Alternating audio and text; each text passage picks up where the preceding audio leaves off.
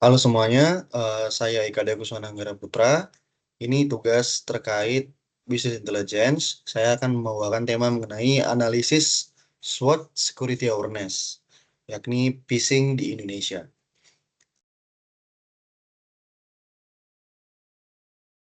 Sini latar belakangnya, dalam era digital saat ini, masyarakat Indonesia semakin bergantung pada teknologi informasi untuk menjalankan aktivitas sehari-hari, baik dalam bidang pemerintahan, pendidikan, bisnis, hingga layanan keuangan.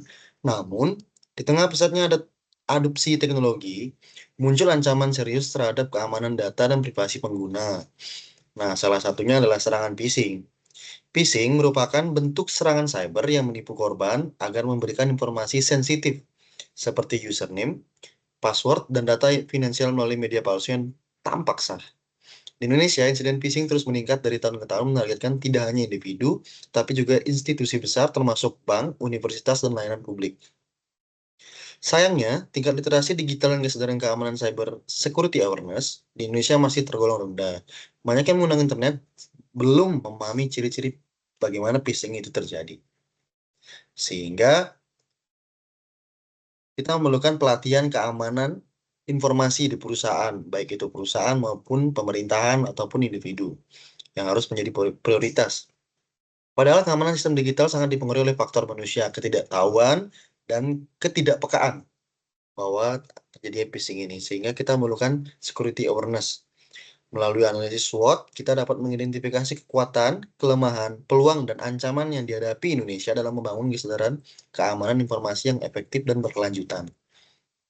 Nah, di sini saya membahas mengenai identifikasi masalah dari masalah yang saya angkat. Berdasarkan latar belakang yang telah diuraikan tadi, dapat diidentifikasikan beberapa permasalahan utama terkait rendahnya kesadaran keamanan terhadap phishing di Indonesia. Antara lain, pertama itu tingkat literasi digital yang masih rendah. Kedua, kurangnya program edukasi dan pelatihan formal.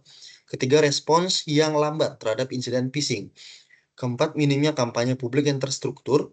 Kelima, ketergantungan pada teknologi tanpa pemahaman keamanan, serta tingkat kepercayaan yang tinggi terhadap sumber digital yang palsu. Kita lanjut ke pembahasan pengertian analisis SWOT. Sebelum kita lanjut ke pembahasan, saya akan menjelaskan mengenai analisis SWOT. Analisis SWOT adalah suatu metode perencanaan strategis yang digunakan untuk mengidentifikasi dan memahami 4 elemen utama yang mempengaruhi suatu organisasi, program, proyek, atau permasalahan, yaitu ada S, W, O, dan T. S, strength atau kekuatan, weakness atau kelemahan, opportunities atau peluang, dan threats atau ancaman. Kita bahas mengenai strength terkait masalah kita mengenai phishing di Indonesia. Strength atau kekuatan, peningkatan kesadaran publik. Pemerintah dan sektor swasta mulai aktif mengampanyekan keamanan cyber termasuk edukasi tentang phishing melalui media sosial, seminar, dan workshop pada saat ini. Kedua, keterlibatan regulator dan lembaga resmi. Lembaga seperti BSSN, OJK, dan Kominfo sudah memiliki kebijakan dan inisiatif untuk mendukung kesadaran keamanan informasi melalui kode user yang harus digunakan atau saat menandatangani sebuah dokumen harus menggunakan tanda tangan yang dibuat oleh BSSN.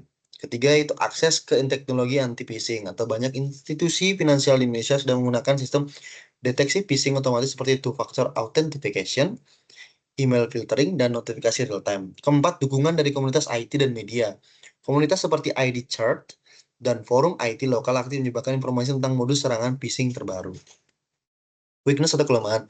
Tingkat literasi digital masih rendah. Sebagian besar masyarakat, terutama di daerah non-perkotaan, belum memiliki pemahaman dasar soal ancaman digital. Dua, kurangnya pelatihan formal di tempat kerja. Tiga, ketergantungan tinggi pada aplikasi digital tanpa proteksi memadai. Keempat, respon lambat terhadap insiden phishing ini. Kamu Tiga, kita bahas mengenai opportunities atau peluang. Meningkatnya transformasi digital. Kedua, kemitraan dengan platform teknologi dan edukasi. Ketiga, pertumbuhan industri cyber security lokal. Keempat, dukungan internasional dan regional. Terakhir kita bahas mengenai threat atau ancaman. Yang pertama itu ancamannya evolusi teknik phishing yang semakin canggih. Kedua, volume serangan yang terus meningkat. Ketiga, keterbatasan penegakan hukum. Keempat, pengaruh disinformasi dan kepercayaan berlebihan pada teknologi. Dari semua yang saya bahas mengenai SWO dan T, Saya menarik kesimpulan, yakni permasalahan keamanan cyber khususnya serangan phishing semakin mengkhawatirkan.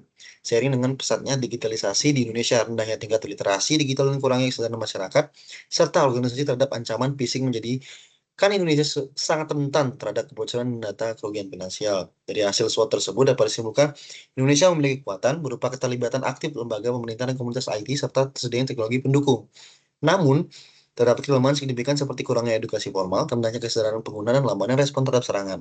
Di sisi lain, ada juga peluang, yaitu kolaborasi lintas sektor dan transformasi digital yang sedang berkembang. Meskipun demikian, ancaman dari serangan phishing yang semakin canggih dan masif tetap menjadi tantangan yang besar harus diantisipasi secara serius.